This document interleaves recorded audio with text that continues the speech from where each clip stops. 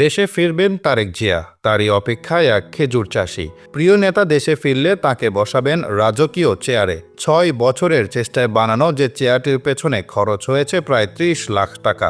কিন্তু কেন এই এলাহি আয়োজন? শুধুই কি প্রিয় নেতার প্রতি ভালোবাসা, নাকি এর পেছনে লুকিয়ে আছে বড় কোনো স্বার্থ?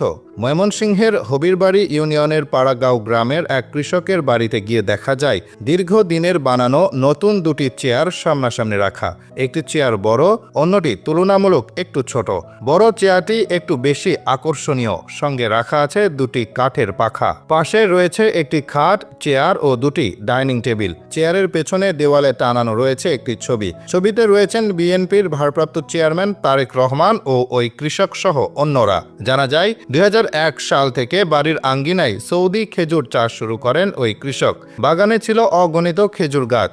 ২০০৪ সালে এ নিয়ে গণমাধ্যমের সংবাদ প্রকাশ হয়, যা নজরে পড়ে বিএনপির তৎকালীন সিনিয়র যুগ্ম মহাসচিব তারেক রহমানের।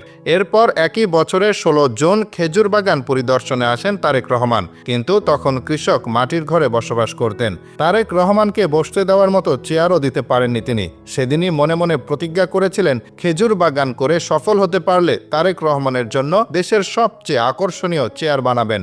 ধীরে ধীরে সফলতা ধরা দেয়। খেজুরের চারা বিক্রি করে কিনেছেন জমি, নির্মাণ করেছেন দুতলা বাড়ি। বছরে আয় করছেন ৫০ লাখ টাকারও বেশি।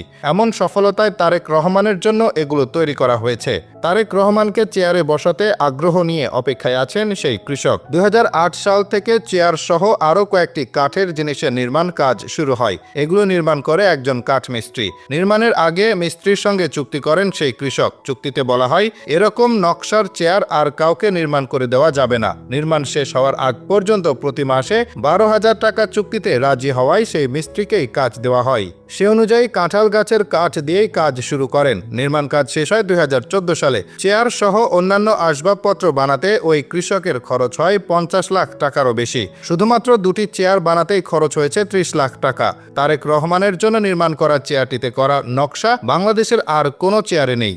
স্থানীয়রা জানান, ওই সফল খেজুর চাষি একসময় দারিদ্রতার সঙ্গে সংগ্রাম করলেও বর্তমানে কোটিপতি তিনি। তাকে নিয়ে এলাকার লোকজন গর্ববোধ করেন।